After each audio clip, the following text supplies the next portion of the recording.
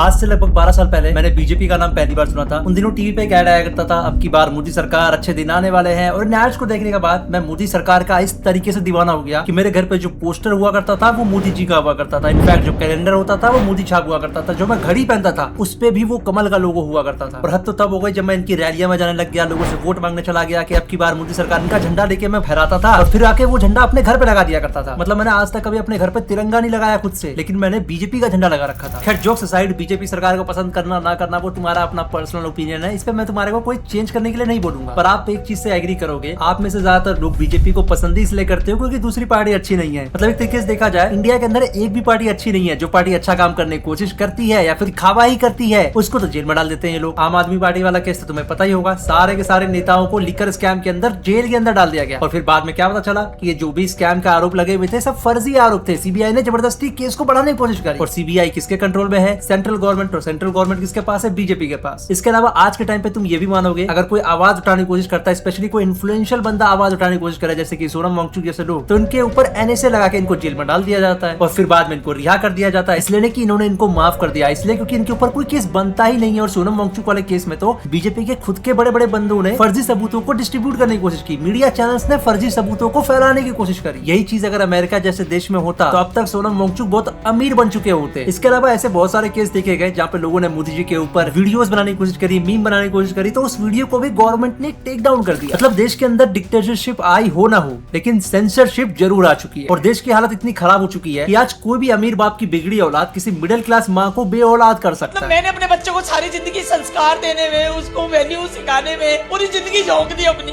और एक मिनट में उसको कोई निकल के और उसको एक्सीडेंट का नाम दे देगा। यार एक्सीडेंट क्या होता है? जानबूझ के गलती करी हुई एक्सीडेंट होती है। और इसके बाद अगर वो माँ इंसाफ के लिए भीख मांगे तो भी उसको इंसाफ नहीं मिलने वाला, क्योंकि हमारे देश का कानून सिर्फ अमीरों को बचाता है, गरीबों को बिल्कुल भी नहीं। अब इससे पहले मैं ये बताऊं कि बीजेपी ने ऐसे कौन कौन से कांड किए जिसके कारण आज की जो जेनजी ऑडियंस है या फिर पढ़ी लिखी ऑडियंस है वो बीजेपी से नफरत करने लगी है। हम बात कर लेते हैं नितिन गडकरी वर्सेस मुकेश मोहन के बारे में। तो अब तक आप में से ज्यादातर लोगों को पता ही होगा, नितिन गडकरी ने एक यूट्यूबर के ऊपर या फिर एक इंस्टाग्राम इन्फ्लुएंसर के ऊपर पूरे 50 करोड़ का डिफेमेशन केस लगा दिया। और 50 करोड़ कोई छोटी मोटी रकम नहीं है। इतना पैसा तो नितिन गडकरी के खुद के पास नहीं है, मतलब व्हाइट में नहीं है। मतलब जितना पैसा आपके पास है नहीं उससे ज्यादा कोई बंदा आपके ऊपर नुकसान कैसे कर सकता है? 35 लाख का तो हमारा इन्वेस्टमेंट है, तो 36 लाख का घाटा कैसे हो गया? तो 28 फरवरी 2026 को कैरावैन की एक रिपोर्ट आती है, जिस रिपोर्ट का नाम था नागपुर स्पे। और इस रिपोर्ट के अंदर बेसिकली सियान एग्रो के ऊपर बहुत सारे आरोप लगाए थे कैरावैन ने कि कैसे सियान एग्रो के ऊपर एलिगेशन हो सकता है कि ये बीफ एक्सपोर्ट करने की कोशिश कर रही है। हालांकि कैरावैन ने किसी भी तरीके का सबूत नहीं दिया था, किसी भी तरीके का प्रूफ नहीं दिया था, ना वो प्रूफ कर पाए थे, पर उन्होंने बस एक एलिगेशन लगाया था। रिपोर्ट के हिसाब से 10 मार्च 2022 को पुणे मुंबई एक्सप्रेस के आसपास पुलिस को एक एनोनिमस टिप मिलती है। इस एनोनिमस टिप के हिसाब से पुलिस एक ट्रक को ट्रैक करने की कोशिश करती है। और जब ट्रक को ट्रैक किया जाता है तो पता चलता है ट्रक के अंदर पूरे 1400 कार्टून है जिसके अंदर प्रोसेस्ड मीट है। अगर शॉर्ट में समझाऊं, कैरावैन ने बस एक रिपोर्ट डाली थी, उसमें उन्होंने एक एलिगेशन लगाया था सियान एग्रो के ऊपर कि ये लोग बीफ एक्सपोर्ट करने की कोशिश कर रहे हैं। और बाद में जब इन्वेस्टिगेशन हुई तो बहुत सारे जो डॉक्यूमेंट थे वो फर्जी निकले, लेकिन ये प्रूव नहीं हो पाया कि ये लोग बीफ एक्सपोर्ट कर रहे थे। लेकिन मुकेश ने क्या गलती करी, उसने इस एलिगेशन को एज अ फैक्ट प्रेजेंट करा। यही कारण हुआ कि बीजेपी गवर्नमेंट ने उसके ऊपर केस कर दिया। जब आप किसी एलिगेशन को फैक्ट की तरह प्रूव करने की कोशिश करते हो तो आपके ऊपर केस तो होना ही होना है, स्पेशली बीजेपी गवर्नमेंट की तरफ से तो होगा ही होगा, क्योंकि आजकल बीजेपी के जो दिन है वो काफी खराब चल रहे हैं। जो आ रहा है पेल के जा रहा है। कोई नेता इनका बलात्कार करता है पकड़ा जाता है, कोई नेता इनका खून करता है पकड़ा जाता है। और आज के सोशल मीडिया के जमाने में ऐसे तमाम वीडियो आ रही है जहाँ पे ये बीजेपी सरकार खुल्लम खुल्ला एक्सपोज हो रही है। तो इससे एक चीज तो साबित होती है, बीजेपी को बस ये डर है कि जिस तरीके से उनकी इमेज खराब हो रही है, अगले चुनाव में ये लोग हार ना जाए बुरी तरीके से। अब देखो, मैं यहाँ पे अगर बीजेपी की इतनी बुराई कर रहा हूँ, ये मत समझना कि मैं कांग्रेस का दलाल हूँ। कांग्रेस भी बेकार ही है, बस फर्क इतना है अगर कांग्रेस गोबर है तो बीजेपी।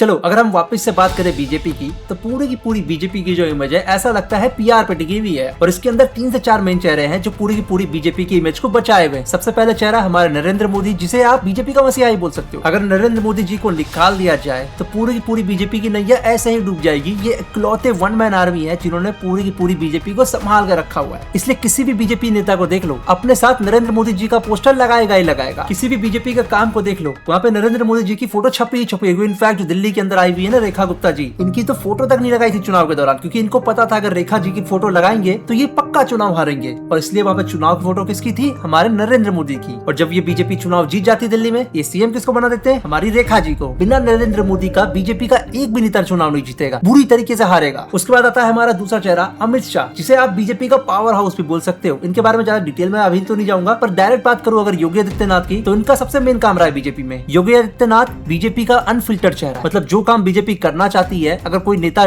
बेडर होकर कोई काम करता है, खुल्लम खुल्ला बोलता है कि हाँ हम क्रिमिनल्स की गाड़ी पलटा सकते हैं, वो है हमारे योगी आदित्यनाथ। बहुत सारे लोग उत्तर प्रदेश में खौफ में जी रहे हैं, कुछ यूपी छोड़ के चले गए, कुछ ऊपर चले गए। बेसिकली बीजेपी का डर जो लोगों के अंदर जो फैला हुआ है, स्पेशली क्रिमिनल्स के अंदर फैला हुआ है, वो योगी आदित्यनाथ के कारण फैला हुआ है। और यहाँ पे क्रिमिनल्स का मतलब वो क्रिमिनल जो बीजेपी के नजर में क्रिमिनल हो। और योगी आदित्यनाथ को मार्केट तो इस तरीके से किया गया है कि उन्होंने उत्तर प्रदेश का क्राइम को कम कर दिया है, पर सच्चाई तो ये है आज भी यूपी के अंदर आए दिन गोलियां चलती रहती है, आसानी से कट्टे मिल जाते हैं। क्राइम कम नहीं हुआ, बस क्राइम रिपोर्ट होना कम हो गया है। उसके बाद आता है चौथा चेहरा नितिन गडकरी। अगर आपको पूरे बीजेपी को समझना है तो आप बस नितिन गडकरी को समझ लो, आपको पूरी बीजेपी समझ में आ जाएगी। तो नितिन गडकरी एक टाइम पे जो उनकी ब्रांडिंग की गई थी, इस तरीके से की गई थी, ये सबसे ज्यादा काम करने वाला नेता है और इनके इतनी ज्यादा फैन फॉलोइंग थी। मैं भी इनका बहुत ही बड़ा भक्त हुआ करता था। इनफैक्ट जब इनको एक बार हार्ट स्ट्रोक आ जाता है या फिर किसी कारण ये अनकॉन्शियस हो जाते हैं, तब मैंने ही ट्वीट किया था नितिन गडकरी एक ही तो ईमानदार नेता है बीजेपी में, आप भी चले गए तो बीजेपी का क्या होगा। But after some years I realised कि मैं कितना गलत था उस टाइम पे। और नितिन गडकरी के पास्ट के बारे में बात करूं तो ये भी काफी कंट्रोवर्शियल रहा है, जहाँ पे काफी साल पहले, लगभग साल 2009 में, मेरे को ठीक से याद नहीं, इनकी गाड़ी के डिक्की में एक लाश मिली थी। वो लाश कैसे वहां तक पहुंची इसका कुछ पता नहीं चला, क्योंकि पुलिस वालों ने एफआईआर करने से पहले 10 बार सोचा, उन्होंने ठीक से छानबीन भी नहीं करी। इसके अलावा अगर हम इथेनॉल की बात करें, आज भी ट्वीट करके पूछोगे क्या इथेनॉल ब्लेंडिंग स्कैम है कि नहीं, तो चांसेस 99.9% है कि ज्यादातर लोग इसको स्कैम ही बोले। और ऐसा उनको इसलिए लगता है क्योंकि ये जो इथेनॉल ब्लेंडिंग है, इससे फायदा किसको हुआ है? सिर्फ नितिन गडकरी के डिकरों को। आम लोगों का तो नुकसान ही हुआ है, क्योंकि आम लोगों की ज्यादातर गाड़ियां ऐसी है जिसमें इथेनॉल वाला जो फ्यूल है वो सपोर्ट करता ही नहीं है। तो ऐसे में क्या हो रहा है, इथेनॉल आपकी गाड़ियों को खराब कर रहा है और 10 साल में आपको वो गाड़ियां स्क्रैप करनी पड़ेंगी। एक तरीके से ऑडियंस को पूरी तरीके से फोर्स किया जा रहा है कि आप सरकार के जबरदस्ती बनाए फैसले पर चलो। एक ऐसा फैसला जिससे आम लोगों का तो नहीं, पर हाँ नेता लोगों का जरूर फायदा होगा। मैं वचन देता हूं कि बिहार के राष्ट्रीय महामार्ग को मैं वर्ल्ड स्टैंडर्ड के बनाकर आपको दूंगा।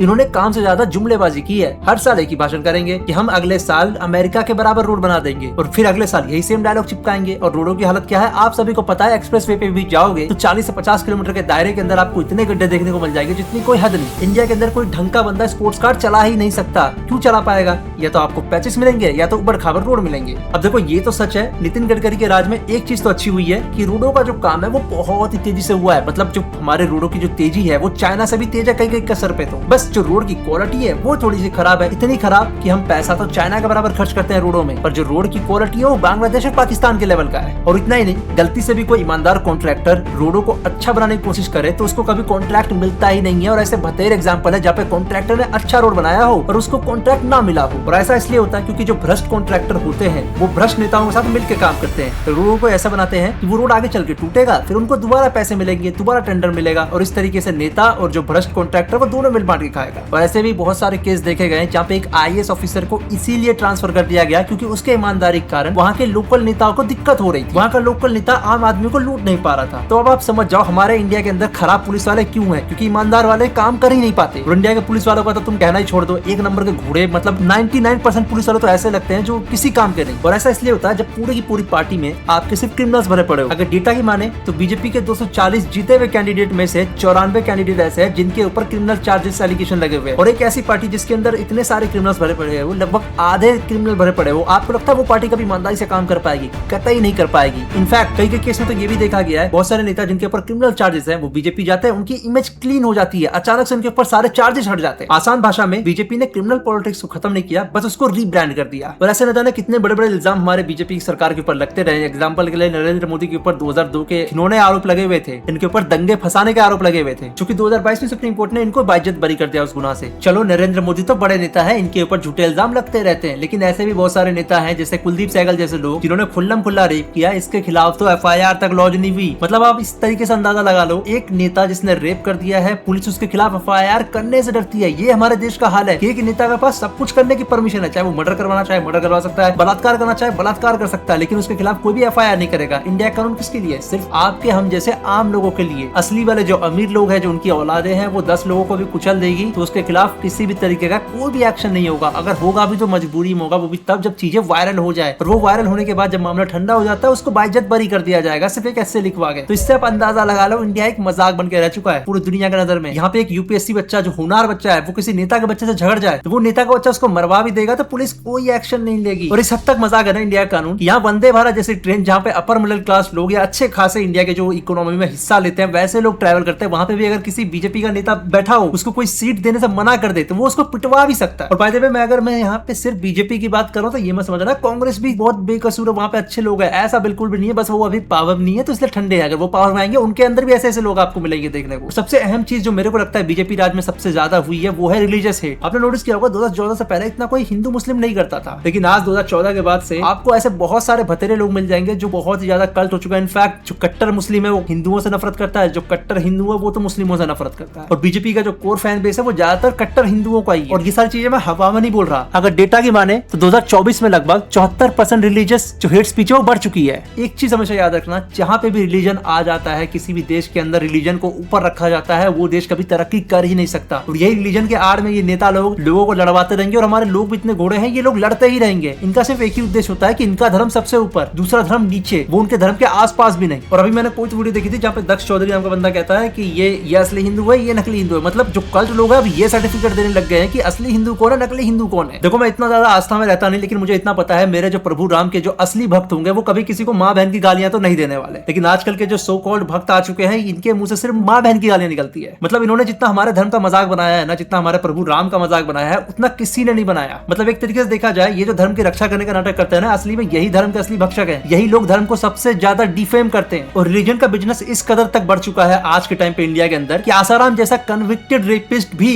आज खुल्लम खुल्ला घूम रहा है। राम रहीम जैसा कन्विक्टेड रेपिस्ट भी पैरोल पे बाहर आ जाता है। और आसाराम बापू का तो मेरे को समझ में नहीं आता, अब तो ये थ्योरी बन रही है कि उसको कांग्रेस ने फंसाया। सीरियसली, और कोई बहाना नहीं मिला। मतलब इतनी आसानी से नैरेटिव सेट करते हैं ना ये लोग। इसका आसान एग्जांपल तो हमारे सोनम वांगचुक है, जिनको सिर्फ इसलिए जेल के अंदर डाल दिया गया क्योंकि इनके खिलाफ बीजेपी के ही कुछ बड़े बड़े नेताओं ने फर्जी सबूत को डिस्ट्रीब्यूट किया, न्यूज चैनल ने फर्जी सबूत को फैलाया। उसके बेसिस पे इनको पहले गिरफ्तार किया और बाद में जब सुप्रीम कोर्ट की डेट आने वाली थी उससे पहले इनको छोड़ दिया गया। और जाहिर सी बात है अगर सुप्रीम कोर्ट तक मामला पहुंचता तो कौन गलत है वो साफ साफ पता लग जाता। पर इन द एंड जब बीजेपी इतनी खराब है तो लोग फिर भी बीजेपी को ही क्यों सपोर्ट करते हैं? तो उसका सिंपल सा कारण जो अपोजिशन की पार्टी है वो भी एक नंबर की घोड़ी है। And that's all today guys. I hope आपको वीडियो पसंद आई होगी। अगर नहीं पसंद आई कोई बात नहीं, नरेंद्र मोदी के कमेंट सेक्शन में जाओ, राहुल गांधी को गाली देके आओ, पर मुझे कुछ मत बोलना। हम मिलते हैं आपसे अगली वीडियो में, तब तक के लिए सायोनारा।